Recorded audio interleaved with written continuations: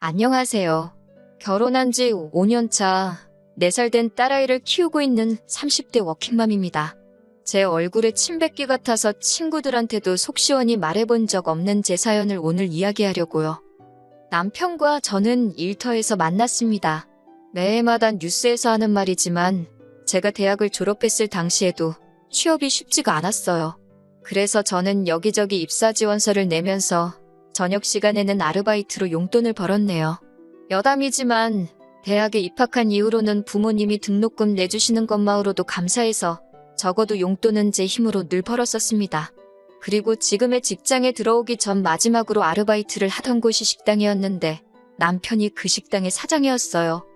남편은 저보다 8살이 많았고 사장이란 타이틀 때문인지 저에게는 그 이상으로 어른처럼 느껴지대요. 그리고 30대 중반이란 나이에 자기 가게를 꾸려나가는 모습도 그럴듯해 보였고요. 하지만 그런 생각과는 별개로 남편이 처음부터 이성으로 보이진 않았어요. 저희가 부부의 연을 맺게 된 건 훗날 남편이 보여준 노력 때문이었지요. 아르바이트는 3개월 정도밖에 안 했는데 남편은 이후로도 꾸준히 저에게 연락을 해왔고 제가 직장을 다닌 지 1년쯤 되었을 때는 저와 사귀고 싶다고 고백을 해왔어요. 그동안 저에게 줄곧 보여준 일관된 태도에 저는 남편이 진심이라는 걸 확신했고 이후로 저희는 1년 반을 사귀고 결혼을 약속했습니다. 하지만 결혼까지의 과정이 쉽지는 않았어요.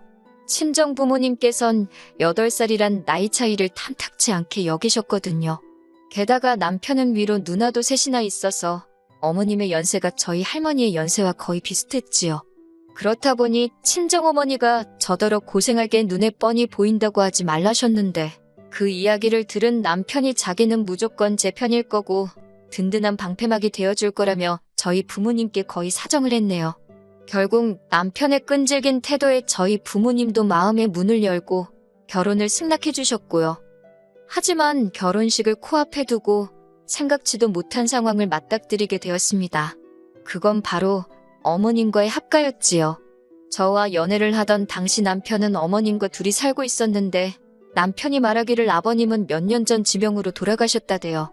이후로는 누나들도 다 결혼했고 어머님 혼자 살게 할 수가 없어서 자기가 같이 살고 있다며 돈 때문은 아니라 했어요. 그리고 저는 그 말을 순진하게 믿었고요.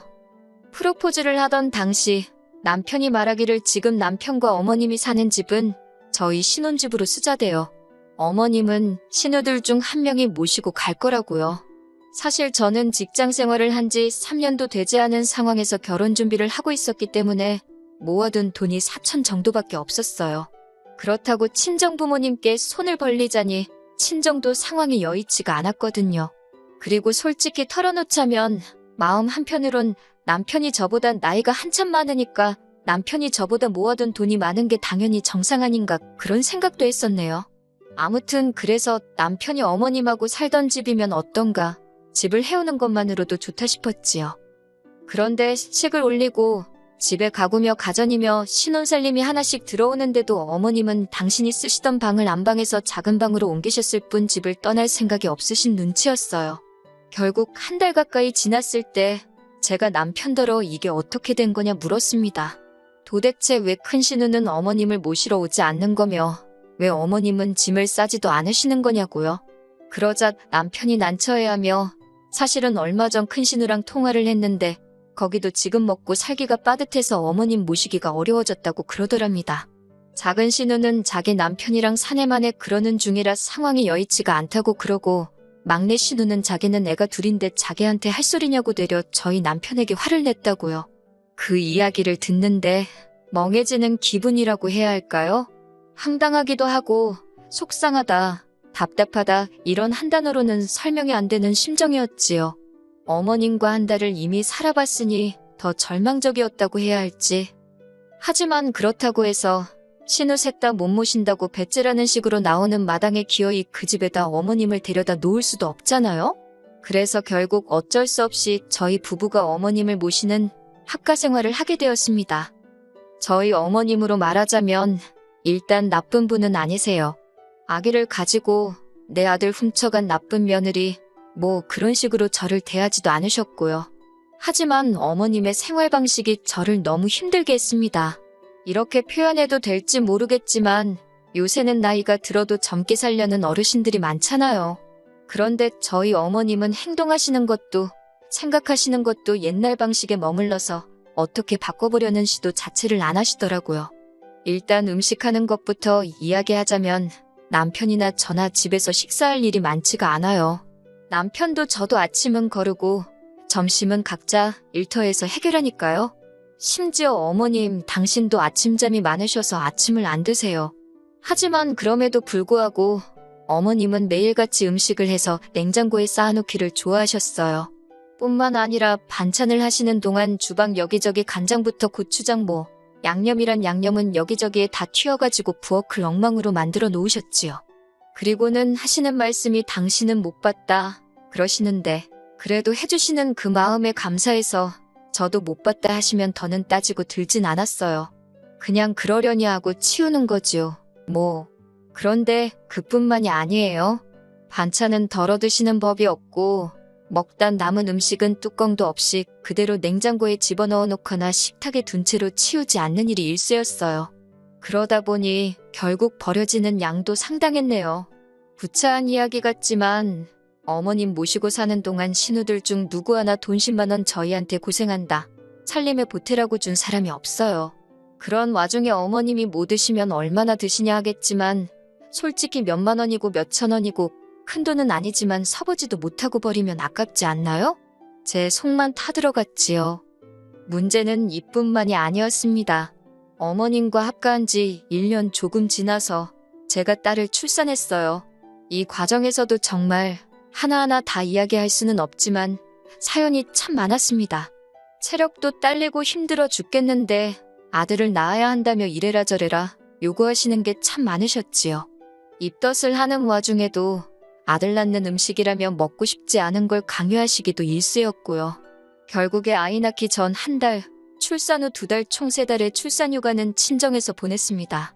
이때는 어머님께서 당신 장손 데리고 어디 가느냐고 어찌나 노여워하시던지 참다 못한 제가 남편더러 어머님이랑 같이 있다가는 나도 뱃속에 애도 어떻게 될 것 같다고 했어요. 그제서야 남편이 어머님더러 적당히 하시라고 한마디 했고요. 이때 솔직히 결혼한 거 정말 후회 많이 했어요. 이렇게 살 줄 알았으면 친정 부모님이 말릴 때 파혼할 걸. 그런데 그때는 정말 파혼은 생각을 못했어요. 사람들의 시선도 무섭고 친정 부모님이 어렵게 허락해 주신 결혼인데 깬다는 게 자존심도 상했거든요. 제가 어리석었지요. 아무튼 그래도 무사히 건강한 딸애를 낳았고 그렇게 손자 타령만 하시던 어머님도 처음엔 탐탁지 않아 하셨지만 이내 손녀도 예뻐는 해주시더라고요. 그런데 문제는 그 예뻐해 주시는 방식이 정말 엄마로서 옆에서 보고 있기 힘들었다는 거예요. 일단 저희 어머님은 행주와 걸레에 구분이 없으세요.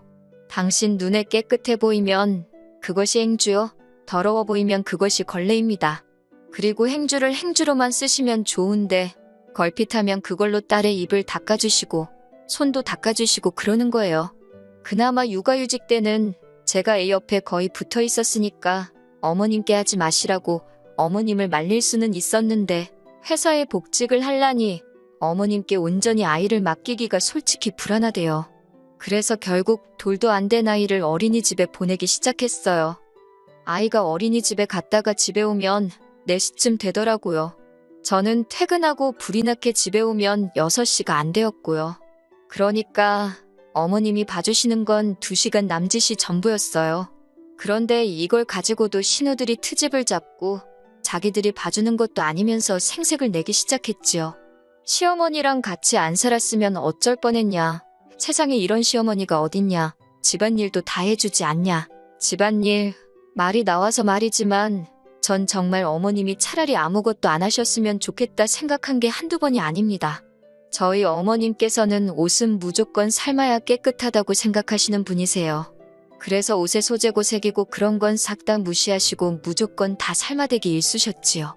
그렇게 어머님 때문에 못 쓰게 된 옷이 한두 벌이 아니었던 제가 결국엔 제발 그냥 하지 마시라고 사정을 하기에 이르렀습니다.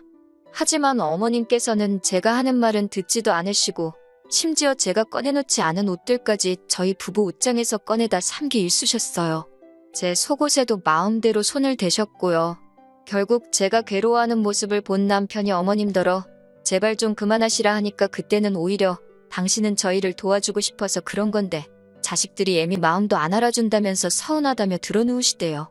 그러자 신우들이 또 쫓아와가지고는 니들이 뭔데 시어머니를 무시하냐 어쩌냐. 그러면 자기들이 모시고 가던가. 정말 그 소리가 목구멍 끝까지 올라오더라니까요. 그렇게 이후로 시간이 흘렀습니다. 짧은 세월이 흐르는 동안에도 별의별 황당한 일들을 겪었지만 가장 최근의 사건만 이야기해볼게요. 얼마 전 어머님의 생신이었습니다. 신우들이 저와 남편에겐 상의도 없이 어머님 형제분들까지 저희 집으로 오시게끔 초대를 했더라고요. 솔직히 남편이 자기도 몰랐다는데 그게 사실인지 아닌지는 모르겠어요. 아무튼 그래서 저희 집에 10명도 넘는 시댁 식구들이 모이게 되었습니다. 그런데 이게 무슨 상황인지 저를 가운데 앉혀두다시피 하고는 말 그대로 취조를 하더라고요. 저더러 이 집에 시집와서 뭘 했냐. 남편이 집도 해가고 시어머니가 애도 봐주는데 시어머니 용돈은 얼마나 드리냐. 왜 시어머니를 방치하느냐. 진짜 억울하고 황당해서 그 자리에서 딱 죽어버리고 싶은 심정이었지요. 하지만 이내 제가 뭘 잘못했다고 이렇게 당해야 되나 싶어서 저도 따다다다 그동안 속에 품고 있던 생각들을 토해냈습니다. 저 이 집에 시집 올 때 딱 한 번 보고 오늘 처음 보신 분들이 저에 대해 알면 얼마나 안다고 이러쿵저러쿵 떠드는지 어이없다는 말이 이럴 때 쓰는 거구나 싶더라니까요. 남편이 저보다 8살이나 많고 집도 분명히 우리 둘이서만 살 거라고 해서 그 말 믿고 시집 왔다. 어머님이 아예 안 봐주셔도 되니까 약속했던 대로 신우들 중 누구든 제발 모시고 좀 가라. 그리고 어머님 용돈만 드리는 게 아니다. 옷장 안에 옷도 다 우리 돈으로 산 거다. 그래도 어머님 우리 딸 내복 한 벌 안 사주셨다. 신우들도 나한테 뭐라 할 자격 없다. 여기 나한테 말 한마디라도 고생한다 수고한다 한 사람 있냐. 진짜 왜들 이렇게 뻔뻔하냐고 쏘아붙이고는 남편을 노려보면서 어머님하고 따로 살자고 소리를 빽 질러버렸습니다. 그러자 시댁 어른들 중 한 분이 저더러 어디서 가정교육을 그따위로 받았냐며 삿대질을 하시길래 말씀 함부로 하지 마시라고 받아쳤네요. 남편도 이번엔 확실히 제 편을 들어야겠다 싶었는지 시댁 어른들더러 집집마다 사정이 있는 거라며 모르면 가만히들 계시라 한마디 했고요. 남편의 태도를 본 신우들이 그제서야 한다는 소리가 우리 막둥이가 여우 같은 마누라를 만나더니 변했다고 수군거리대요. 그러면서 딸 좀 컸다고 이제 시어머니 필요 없어졌냐고 그래서 내쫓냐고 그럽니다. 신우들의 억지에 저도 너무 지치고 하도 나서 그렇다고 그러니 모시고 가라고 해버렸네요. 그러자 어머님께서 당신이 살아서 뭐하냐고 이렇게 살면 뭐하냐고 아주 주저앉아서 눈물을 흘리시는데 솔직히 그동안 어머님 때문에 겪었던 고충이 주마등처럼 스치니 저도 울고 싶어지대요. 그래서 저도 질세라 어머님 옆에 앉아서 울어버렸습니다. 힘들어 죽겠다고 애도 키워야 되지 일도 해야 되지 그런데 한다고 하는 나한테 왜들 이렇게 난리들이냐고 그렇게 못마땅하면 자신 있으면 모시고 가라고 그리고는 남편에게 더는 이렇게 못 살겠다고 오늘 내로 누가 모시고 갈 건지 정해서 이야기하라 했습니다. 못 정하면 그냥 이대로 이혼한다 생각하라고요. 그러자 저에게 퍼부서대기 바빴던 시댁 어른들이 갑자기 태도를 달리하면서 저더러 그런 게 아니다. 어린 사람이 뭘 모르나 싶어서 좀 가르쳐주려고 한 거다. 무슨 귀신 신하락 까먹는 소리를 하더라고요. 당연히 저한테 씨알도 안 먹혔고요. 결국 그날 저녁 큰 신우가 어머님을 모시고 갔습니다. 저더러 두고 보자며 아주 이를 바득바득 가는데 두고 보자는 사람치고 무서운 사람 없다고 마음대로 하라 했어요. 그리곤 남편을 보니 남편 안색이 어둡더군요. 당연히 마음이 안 좋았겠지요. 어쨌든 자기 어머니이고 자기 누나들이고 자기 친척들인데 저랑 그렇게 심하게 부딪혔으니 제가 남편이었어도 많이 갑갑했을 거예요. 하지만 어쩌겠어요? 저도 이제 할 말은 하고 살아야겠다 싶었으니까요. 이후로 신우들은 저에게 어떤 이유로도 연락하지 않습니다. 명절에도 오란 소리도 없고 온다 소리도 없어서 작년 추석도 간단히 몇 가지 음식만 사다가 남편하고 먹었고요. 올 설에는 친정어머니께 딸을 맡기고 여행을 다녀왔지요. 신우들이 무슨 생각을 하고 있는지는 모르지만 궁금하지도 않아요. 이렇게 사니까 너무 좋거든요. 그런데 큰 신우가 남편에게는 종종 연락을 해서는 어머님이 어디가 아프시다, 저기가 안 좋다며 돈을 보내달란 식으로 이야기를 하는 눈치예요. 남편 말로는 안 보내준다 하는데 솔직히 남편이 맘만 먹고 속이려고 들면 제가 어떻게 다 알 수 있겠어요? 그냥 믿는 거지요, 뭐. 그저 제가 다시 어머님을 모시고 살일만 없게 해준다면 그걸로 다행이다 싶어요. 솔직히 이따금씩 어머님 생각이 나기는 해요. 뭐 그런데 딸이랑 사는데 딸이 자기 엄마한테 어지간히 잘해주겠어요? 그러니까 걱정할 필요가 없다 싶어요. 어머님은 신우들과 행복하게 잘 지내시고 저는 남편과 제 딸과 행복한 가정을 이뤄갔으면 좋겠다는 바람뿐입니다.